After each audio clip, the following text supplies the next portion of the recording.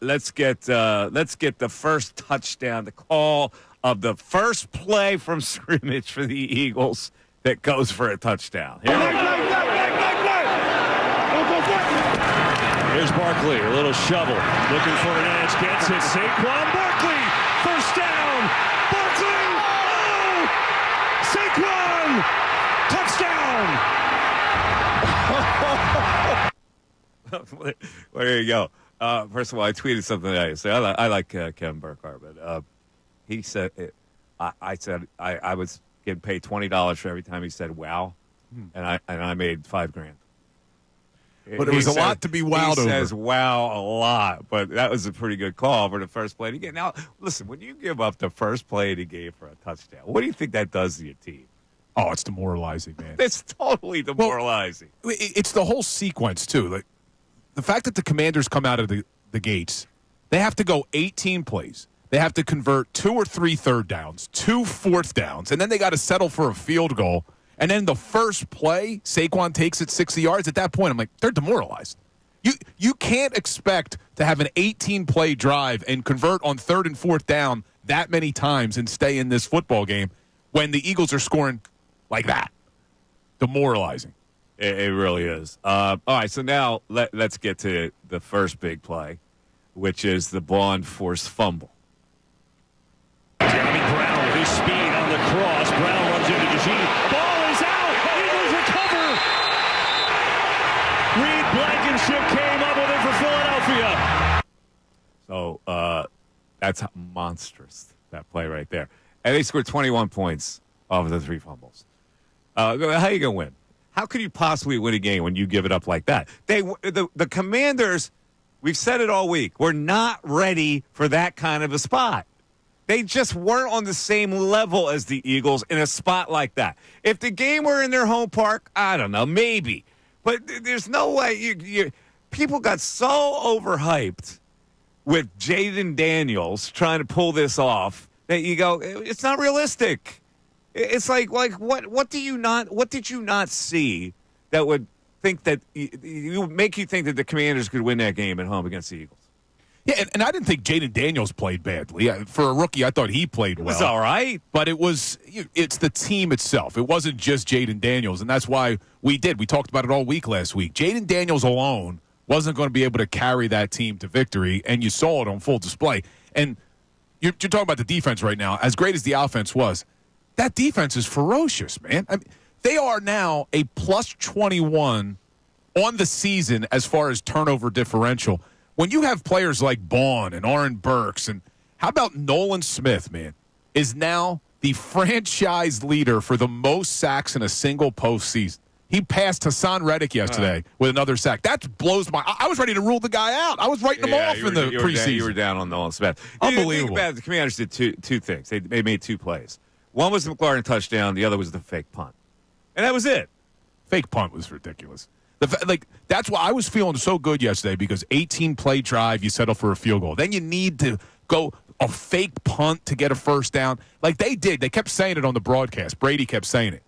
The Commanders had to work for every single yard in that game. They did. And it was coming easier to the Eagles. They were completely outclassed. They were. Well, look, this was the matchup we wanted in the wild card for a reason. Like going into Week 18, I wanted to see the Eagles play the Commanders instead of the Packers. And it worked out great the way it went, where the Commanders knocked off the Detroit Lions because Dan Campbell and that team were frauds. But we're not going to talk about that today.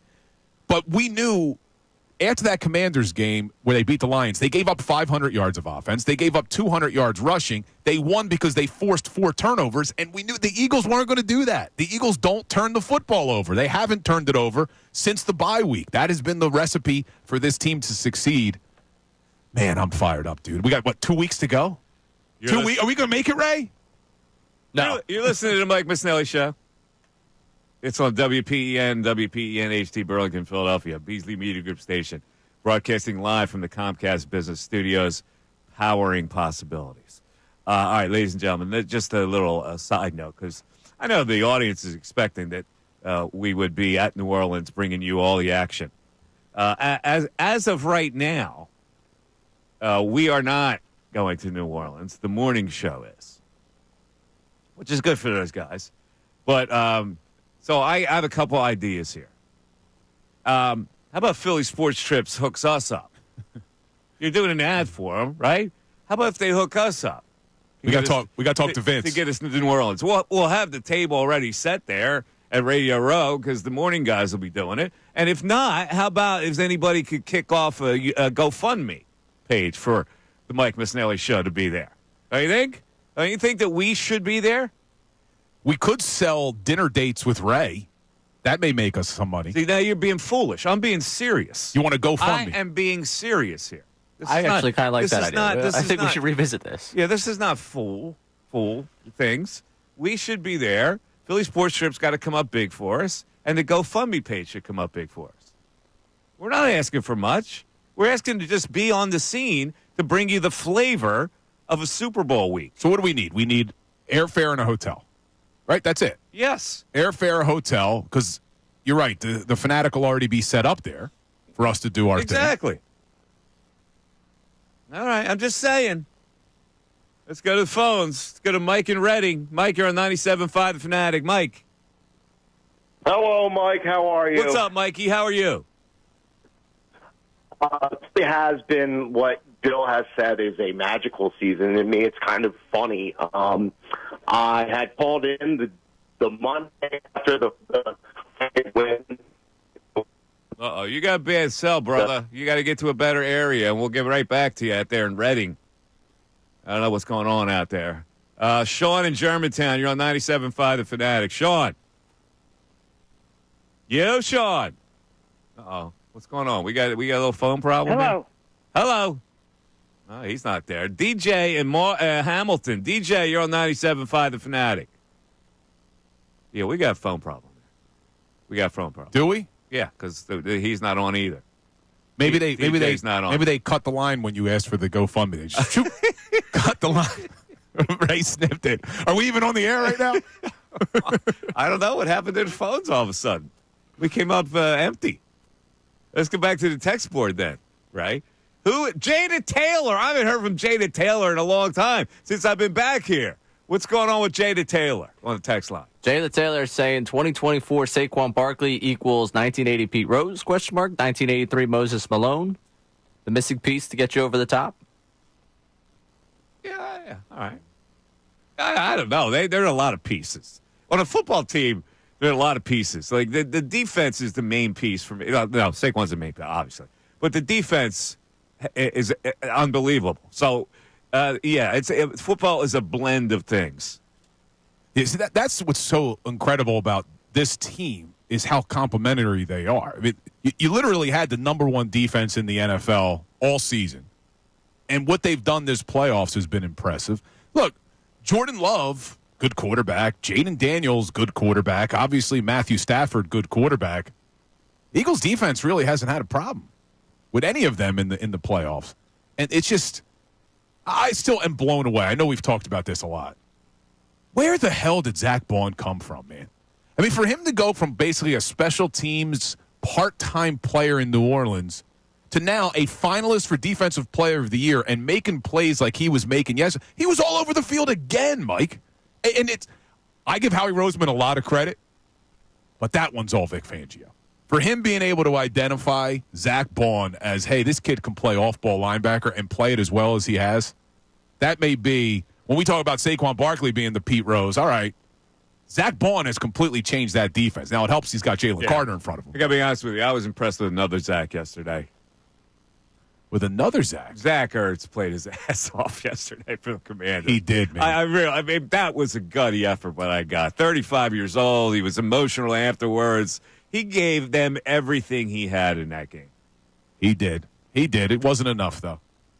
It wasn't enough. Sorry, no, Zach. it wasn't enough. Yeah. But he's the only guy they had that was that reliable, man. That guy was like they were going back to back to him, and he's like, he's 35, he's tired, he's gutting it out. I was really impressed with him.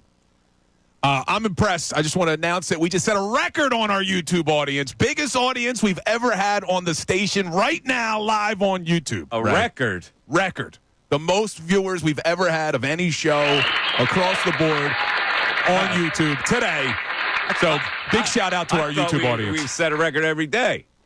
Don't we set a record every day? Well, we got a new record today. All right. They love us more today than yesterday, but not as much as tomorrow. I love you more today than yesterday. I actually cited that in my vows. But not as much as tomorrow. Wait, save the singing. No. Save the singing. Now, who does that song? Is that Frankie Valli? That's a good guess. I don't think it is. I think it's the Association. Spiral Staircase. Spiral Staircase? I didn't know that. All right. Is that a one-hit wonder? Probably. Sean in Germantown with us. Sean, you're on 97.5 The Fanatic. How you doing, Mike? What's up, Sean? How you doing, Staff? Congratulations on your views. I just wanted to say something. What I kind of had a concern about was the gimmick plays. I didn't like the fact that we fell for that fake punt. And I do know that Kansas City runs a lot of gimmick plays and misdirections, wide receiver jet sweeps and stuff like that. Is that something for concern? Not to me right now, because listen, they were 99% perfect in that game. Right? I'm not gonna quibble about that fake punt. And one other thing, the push touch. I mean, everybody in the world knows it's coming. Do you think sometimes when we get down there, we should just get conventional and just give it to Saquon? Or... No. No? No. Why would you take a play that is so successful and try to outsmart yourself? Well, I do remember one time they set up in the tush push, and they handed it off to Saquon one time. You know, they did, and they sometimes they try to get too tricky with that. I don't understand. The tush push works. Why you even have to have a variation off of it is beyond me. No, I don't. I think we overthink this thing. That thing works. It does work. But, you know, seeing this guy jump over the line 2 times yesterday, and I'm like, well, maybe we should just hand it off. Okay, who cares that he jumped over the line? It was foolish. It was foolish, but... And it was going to penalize. I almost wanted to see it. I almost wanted to see the officials go, no, all right, we've had enough. Touchdown. Yeah. And one last thing before I get off. The decision when they told those guys, like, if you do it again, we're going to award the points. Yeah. Is that in the rule book? Yes, it is in the rule book, and it was explained very well by, what's his name? Yeah, who was the guy on the broadcast? Yeah, the old venerable guy, the original guy. What's his name? But he said it before they announced it. Huh? Pereira? Yeah, Mike Pereira. Yeah, Pereira said it before they announced it. He did. It was just funny the way. Pereira's all over it. Pereira never misses. No, he is pretty good. But it was funny the way they announced it. I felt like it was me in the car with my kids. If this behavior continues, Exactly. I'll turn this car around. All right, 610-632-0975. Yeah, we'll get to that audio as Pereira said that. It's in the rule book. You can't. Thank you, 97.5. Because you can do it all day. And move it an inch, and move it a half inch, and move it a quarter inch. It's like, come on, man. 610-632-0975. Let's hear from you. Mike Missanelli Show continues. Hey, everybody, it's Bill Colarulo. Thanks for watching. We appreciate it. Make sure you like and subscribe to our channel so you can engage during the show, and you're not going to want to miss all the content that we post. It's not only the live videos. It's videos after the fact. It's our shorts. It's all the content you want as a Philadelphia sports fan. Looking forward to connecting.